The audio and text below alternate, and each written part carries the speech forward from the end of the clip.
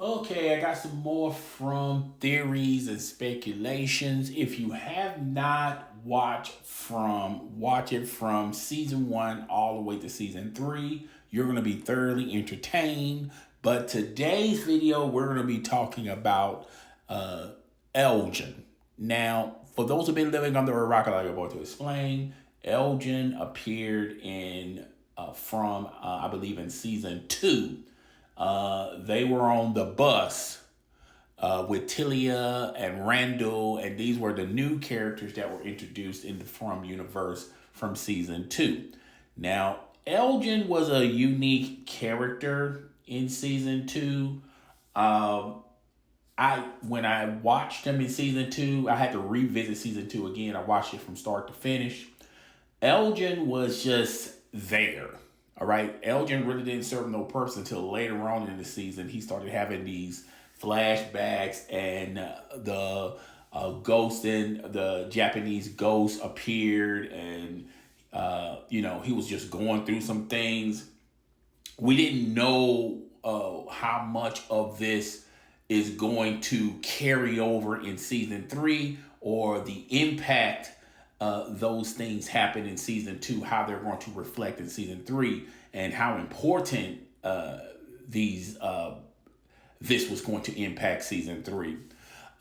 Elgin, the Japanese ghost, convinced Elgin to kidnap. I like to use if you can see my fingers, kidnap Phantoma, and so Phantoma can carry out having the baby, because it was later found out, and this is all spoilers, I'm sorry, but if you haven't watched it, you might want to turn the video off right now. But in season 3, she's pregnant. Everyone thought that she was pregnant. When they examined the baby, found out there was no baby inside her. In actuality, she was carrying, but she was not carrying your traditional baby. She carried a hideous monster that tormented the town folks in season 1, called the Smiley one. So he got reincarnated in season 3. And that's what Phantoma was carrying this whole time. And the Japanese ghost convinced Elgin to kidnap her, to keep her away from everybody. He even took a lot of his blood to feed her, to make sure that she would be ready for the if you want to call it a pregnancy. I just call it the monster seed that was in her. Then the Japanese spirit grabbed the seed, took it down to the bottom where the other creatures were, and they watched it hatch into the Smiley creature.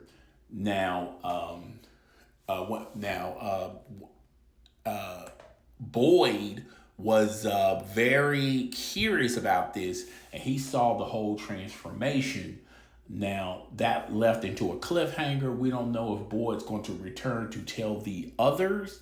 We'll have to wait in season 4. We also had some other cliffhangers that happened in episode 10, season 3, that I'm not going to really talk about. I talked about in previous videos, but let's focus more on Elgin and how his character is going to develop, transferring from season 3 to season 4.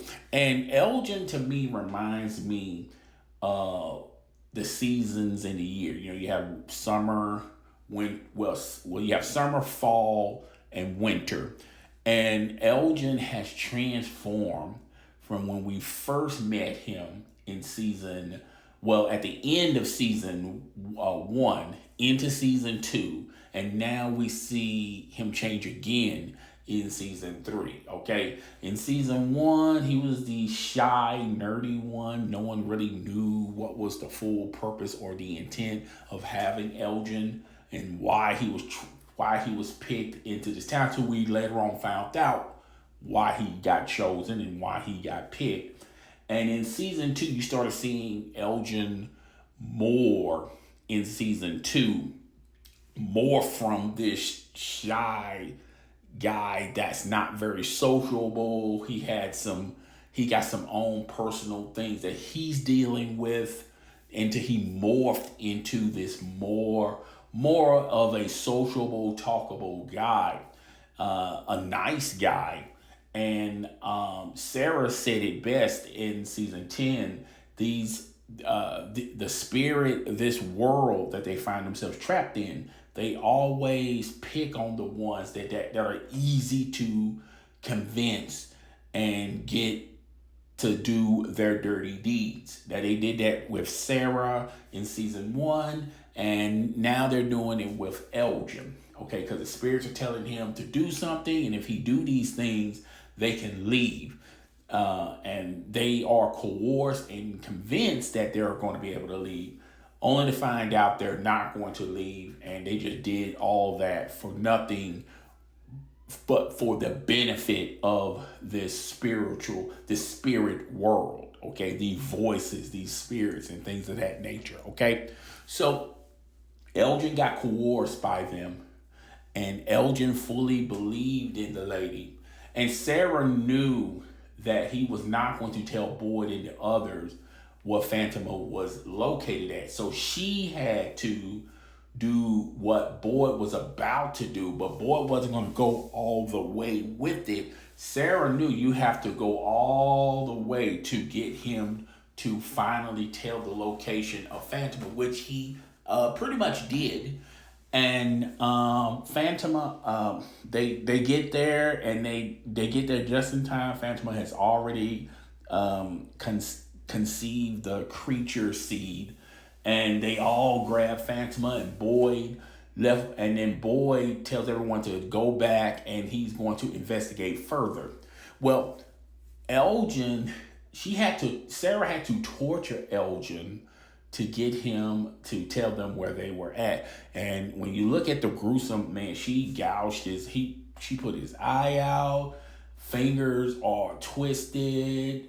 She did a lot of torturous things to get Elgin to tell the location of Phantoma. Now, I said this in previous videos. If this did not happen and they did find Phantoma, I think Donna will have to convince everyone in Colony House that Phantoma is no longer a threat. And Donna knew that not having Phantoma there in Colony House, everyone would have just left and, did their own thing. They probably would have created another community. So Donna knew how important, Phantoma was to Colony House, and she just could not, just let her go out like that. All right. That's why she convinced Acosta to help her find Phantoma. And now Acosta knows a lot of the secrets that the rest of the town folks don't know. All right. So how Acosta handles this information, we'll have to wait in season 4. But that's neither here nor there. We're going to talk about Elgin and what his future is in season 4. I think Elgin is going to take the place of Sarah. Because remember now, in season 1, Sarah was, the goody two-shoes girl, the quiet girl. And the spirits convinced her to kill somebody, to kill the Matthew's son in order for them to leave the town. That's what they was telling her in her head. And after that, people had a disdain and a distrust in Sarah. They felt like Sarah should have been punished for her actions, like in season 1. With the guy who was drunk at the bar, left his family by themselves, and now his family got slaughtered by the creature people. Okay, so they felt like Sarah should have had that same faith, but Boyd convinced everyone that wasn't the route that they should choose. And a lot of people feel like he felt sorry for Sarah, but if you look at season 1, Boyd wasn't all on board on this punishment thing. All right, as he was cleaning out the little cage where they keep them overnight for the creatures to come and consume them.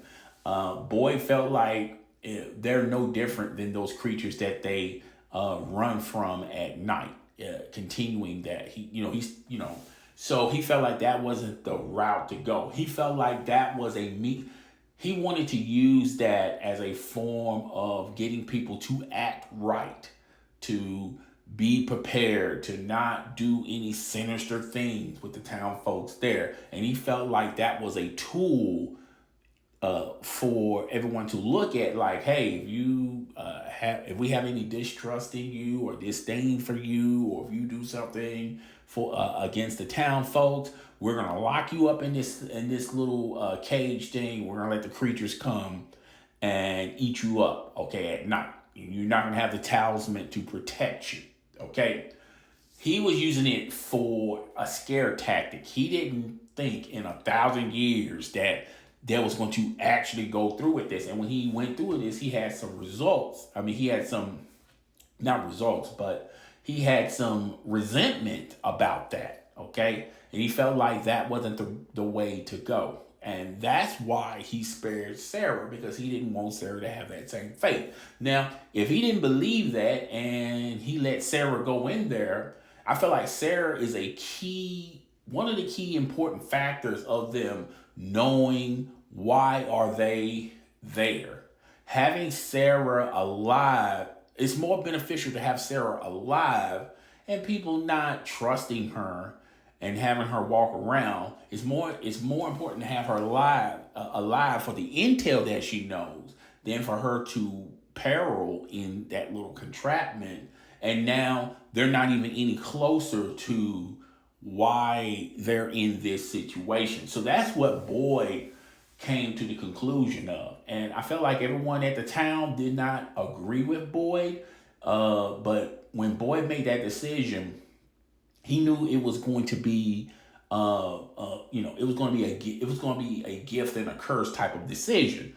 Everyone's going to respect it because you're Boyd, but no one is going to respect you for the decision that you made.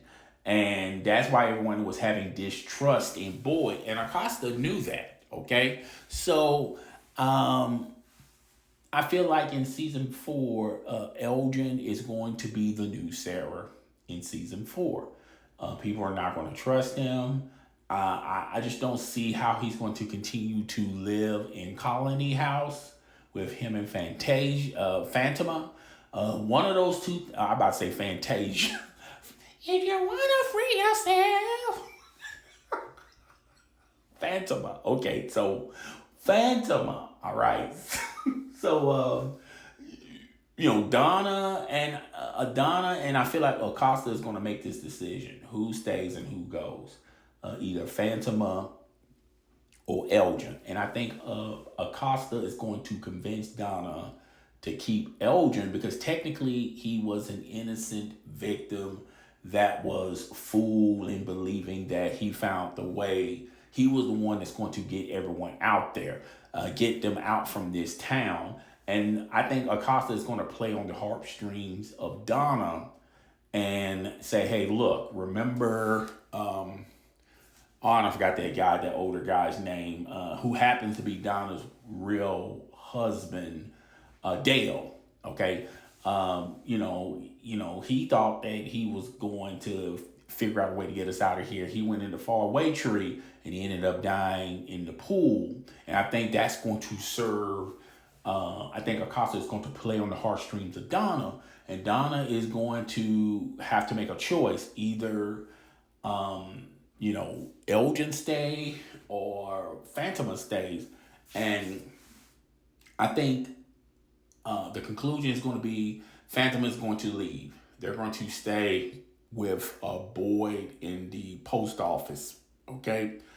And her boyfriend, husband is going to do the same. I think this is the only card that they can possibly play, because if you look at Elgin, and when everyone finds out, it's going to be hard for Elgin himself to convince everyone in Colony House, and it's going to be hard for Boyd to trust him in his community, and his community is going to have a problem with it. So I feel like the writers are going to go on the narrative of, okay, Elgin is going to stay because Phantom is going to take the decision out of Donna's hands, and her and her boyfriend are going to stay with Boyd. And I feel like that is the only route you can take with this storyline. Now, there are very creative writers. I'm pretty sure that they can figure out a way to keep Phantoma there and Elgin there as well. I just don't think it's logical at this point to keep both of them there. And it makes more sense out of the two. Phantoma is able to go into either community with open arms. All right. Because you can also view her as a victim as well. She was a vessel for the Smiley Dude. All right. And the Smiley Dude is going to terrorize everyone where Boyd's at. So you might as well have Phantoma there so the Smiley Dude can confront her. And you got like scenes with Phantoma and the Smiley Dude. All right. So I think the Smiley Dude is going to be the new antagonist for, season 4. Now, the man in yellow, we did a video on him talking about how important he's going to be in season 4. And I made the comment that the man in yellow can be like another Negan in The Walking Dead. The Walking Dead, before they introduced Negan, a lot of people wasn't feeling The Walking Dead until they brought Negan along. And Negan, the character Negan, made The Walking Dead popular for another 3 seasons. Okay, I think that's a possibility with the Man in Yellow. I do think that the Man in Yellow is, and I say this in previous videos, I think the Man in Yellow is the future. Okay, I don't think he's in that time frame. I don't know how, why. Okay. And I know a lot of people are going to say, well, wasn't he the voice on the radio in season 2? How can he be in the future when they talk to him on the radio? That's some writing, some very creative writing. I'm pretty sure that the writers are going to take full advantage of, but I don't think you're going to have two antagonists, the Smiley Dude and the Man in Yellow. I don't think both of them are going to be technically in charge of the other creatures out there. But I feel like the Man in Yellow is going to, particularly in season 4, and they already talked about having 2 seasons, and I already talked to you guys that they could theoretically wrap this up in 1 season, but that's just my opinion. That's why there's another extension for season 5. And I think we're going to see more of the Man in Yellow in season 5. You see him in certain scenes in season 4, and then they'll introduce him in season 5. And they're going to judge just on the popularity of season 5. They may extend it further, like what The Walking Dead did. Now, I don't think they're going to go as far as separating all the characters in their own TV series like The Walking Dead does. And I've talked about this, how with From, all the characters are more important together than separate. They play a huge part in the storytelling and in the story writing and in the story making than The Walking Dead, when you have iconic characters that you can just split them up and they can do their own thing someplace else. Okay, I don't think the characters in From serve that type of purpose, but I do see, I do see if From is a real big hit for season 5, I can see them expanding this into season 6 and into season 7. It depends on the viewership, it depends on the popularity, and it depends on the ratings. But they're future-proofing themselves. Like, hey, look, if we do the same numbers what we did in season 3 to season 4, and if season 5 is bigger than season 3 and season 4, we can extend this for more seasons. That's the purpose of the Man in Yellow. I feel like the Man in Yellow is future-proofing them. So if people want more seasons of From, we have another antagonist that we can utilized for future seasons. And it also shows to me that the Smiley guy is probably only going to be there for one season. He's going to somehow die again. Because you can't have the Smiley guy and the man in yellow as the two main antagonists. I think when you have two main villains, sometimes that can ruin storytelling. Sometimes, having two villains to worry about, it doesn't go well with the writing. I think you need to have a main hero, one main hero, and one main antagonist, one main villain.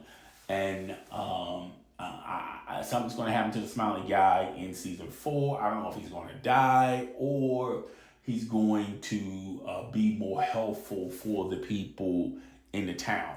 I don't know. All right. There's a lot of theories that are floating around. I don't want to get into that. But, I feel like they're going to introduce the man in yellow in season 5. You're going to see him briefly in season 4. So, yeah, that's all I got as far as Elgin goes. That's the cards I feel like they're going to play and utilize. Now, with some creative writing, who knows? They probably would change it a bit, but that's what I believe was going to happen. But guys, see what you think. Rate, comment, subscribe. I'll see you guys in the next video. Deuces.